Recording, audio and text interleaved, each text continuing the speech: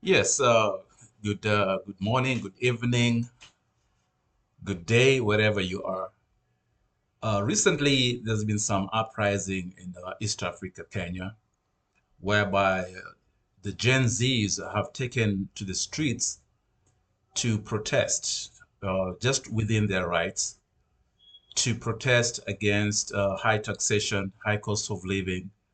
These Gen Zs do not have jobs, yet taxation is on the rise, and this, of course, the government is using the high taxation to raise more funding for the country. However, there's been a resistance whereby there's been shootings with live bullets. Young people have been shot and killed. So today I want to talk about this history of violence, this policing of protests in Kenya. Kenya has a long troubled history with police brutality. This is especially true when it comes to handling public protests. You know, from the fight for independence to present day demonstrations, the response has been often the same, which is excessive force. The use of live ammunition is common. Tear gas has been able to engulf crowds. You go there, and the first thing is tear gas. Batons meet bodies with brutal efficiency. The police carries these batons and drums. They whip people on the street like there's no tomorrow. The result? Injuries, arrests, and tragic loss of life. The images are sadly familiar year in, year out. Bloodshed, bloodshedded protesters, grieving families, and a public left questioning those meant to protect them. The police are supposed to be there to protect these protesters, yet they have the batons. So this pattern of violence is not random. It's deeply rooted in the country's past. Every year, any protest, same result, same thing. So understanding this history is crucial to understand, and of course, the current state of policing in Kenya is the same. They are not a service, but a force. So when you go there as a protest, which is your right, then you know you're going to meet a force that is not there to protect you, but is a force to protect the government and the regime. It's a history that continues to cast a long shadow to the relationships between the police and the people. So it's totally different. They are not to serve the people, they are there to protect the regime or the colonial mentality. So, from protectors to oppressors is the question. Are they protectors or are they oppressors? The legacy of colonial policy is what is driving the current police force, or let me say police service, because they're still using the colonial mentality policing. To understand police brutality in Kenya, we must look at its colonial past. Under the British rule, the police force was a tool of control. Their job wasn't to protect the Kenyan people, but to enforce colonial laws and suppress dissent. This meant quashing any form of resistance, often with brute force, uh, no mercy. They wanted the colonial rule or the citizens to listen to what they're saying. Sadly, this mentality did not disappear with independence. When Kenya gained independence, the police force still used the same mentality to control their people. The Kenyan government is essentially inherited this colonial model model of policing. So the police continue to be seen as enforcers for the powerful, not protectors of the people. This legacy continues to shape the way the police operate today. It's a legacy that breeds mistrust, fear, and ultimately violence. Now, profiling and labeling the protesters has been another thing. The enemy within. Profiling and labeling protesters is what now the government does best. So the the Kenyan government and its supporters often portray protesters as a threat to national security. They use terms like thugs, economic saboteurs, and puppets of foreign masters to discredit these protesters. This dangerous rhetoric dehumanizes protesters. It paints them as enemies of the state, making it easier to justify violence against them. This profiling is often based on ethnicity, political affiliation, or socioeconomic status. So young people, those from marginalized communities, and those critical of the government are often targeted. This creates a climate of fear and discourages citizens from exercising their rights to peaceful assembly. Then we also have the lack of accountability of the police brutality. A culture of impunity, the lack of accountability for police brutality is the norm. The police do whatever they like and there is no accountability.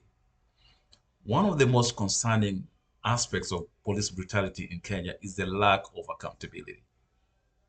Rarely are officers held responsible for their actions. Even when there is clear evidence of wrongdoing, they are left to go scot-free. This creates a culture of impunity. It sends a dangerous message that police officers are above the law. This lack of accountability is compounded by the fact that police officers often receive praise from politicians and government officials, even when their actions are clearly excessive. This sends a mixed message to both the police and also the public. It reinforces the idea that violence is an acceptable way to deal with dissent. Therefore, the police comes out with brute force with their batons, tear gas, and now they even have live bullets. Now, the legal framework and the loopholes within the government. The law on paper, not practice. Legal frameworks and loopholes. So Kenya has a law in place meant to regulate the use of force by police.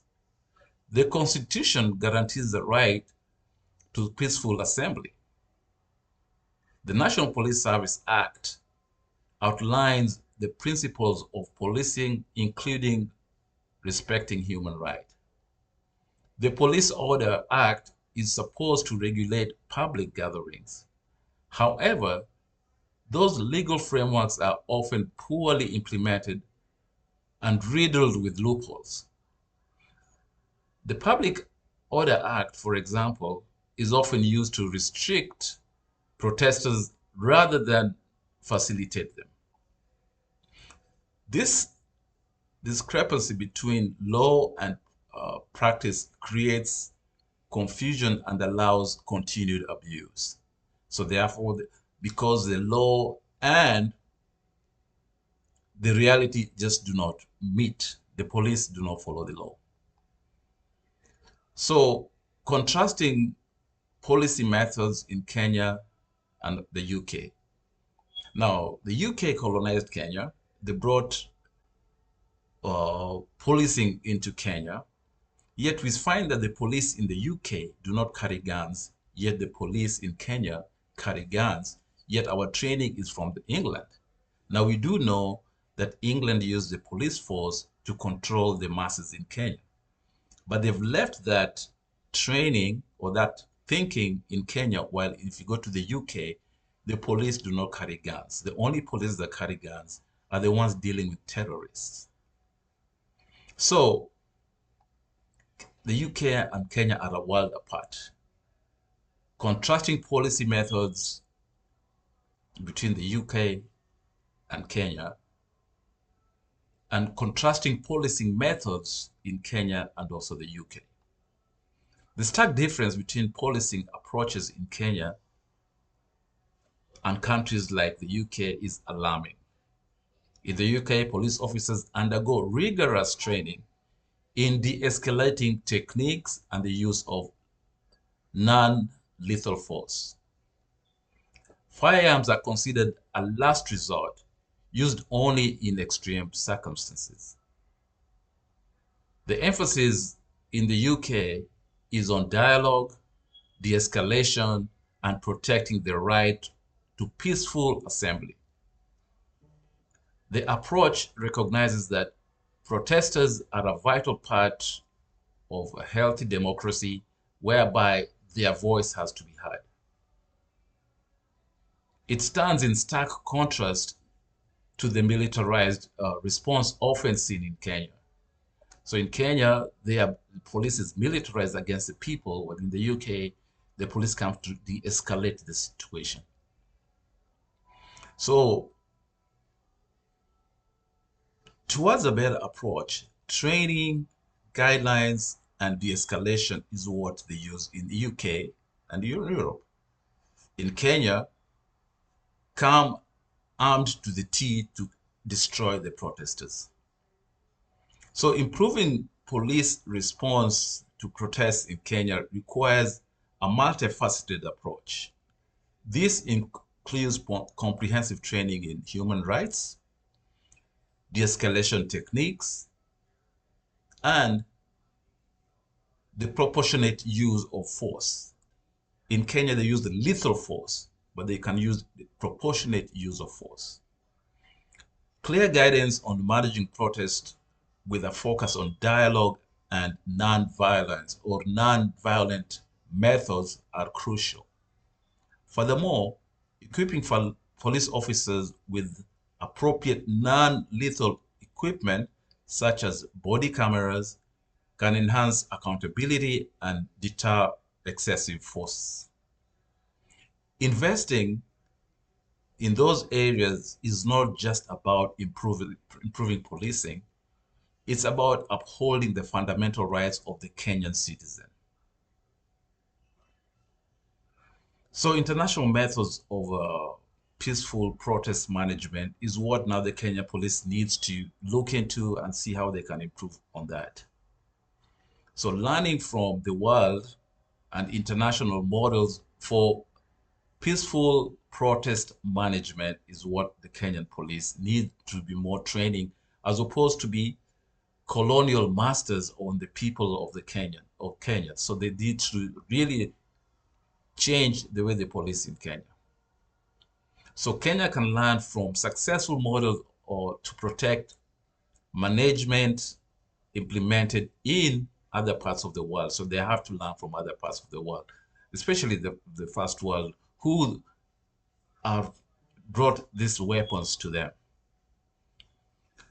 The negotiated management model used in countries like Germany and Sweden emphasizes communication and cooperation between police and the protest organizers.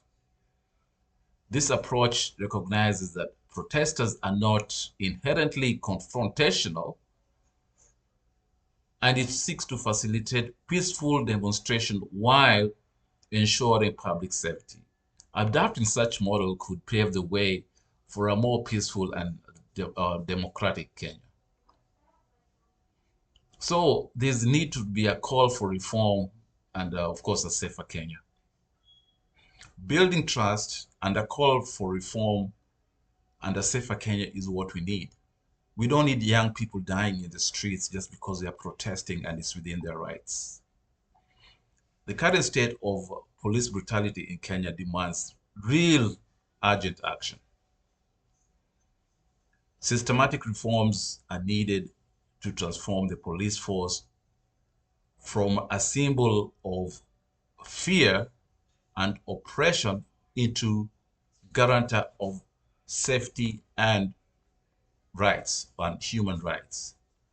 This requires political will, societal change, and a commitment to accountability. So learning from the past, adopting best practices, and prioritizing dialogue over violence, Kenya can create a future where the right to peaceful assembly is respected and protected. It's a future where citizens and the police work together to build a safer and more just and democratic society for all. So with that, I just want to say uh, the police brutality in Kenya is just too much. They need to find a way of whereby they need to stop all this brutality. So in Kenya, the police have a history of using this excessive force, including live ammunition, the killing of young protesters, killing young kids in the streets, just fighting for their rights, using live ammunition to disperse public protests. This is just largely due to the fact that the police force has historically served political regimes rather than the citizens. The police is supposed to be there to protect the citizens, but in Kenya, they serve political regimes. The Kenyan leaders can say, go out and destroy them, destroy the thugs. So the police often use words and they profile protesters, looters, thugs, and goons, labeling them as criminals who deserve to be dealt with ruthlessly. This profiling for both the police and the politicians contributes to the use of disproportionate force. Police officers are rarely held accountable. Live bullets. Who accounts for the live bullets? Where is the police who has killed the hundreds of young protesters in the past week? Where are the guns?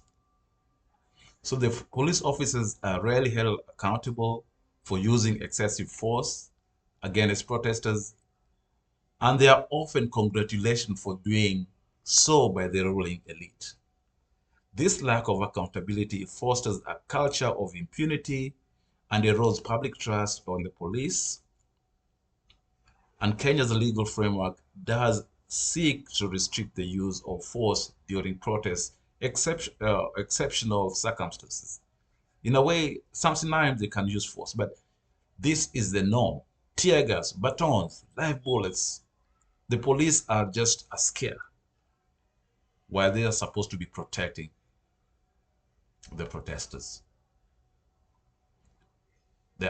However, the absence of clear guidelines and policies in public order management has led to poor planning and, of course, coordination by the police, making violence the default strategy. Gen Zs, you have done well. You are fighting for your rights. The police need not shoot and kill young protesters who are just within their rights. Thank you for listening. For more information, please subscribe to this channel. And then once you subscribe, you'll be alerted when we have more new information in this regard. Thank you very much for listening. Bye-bye.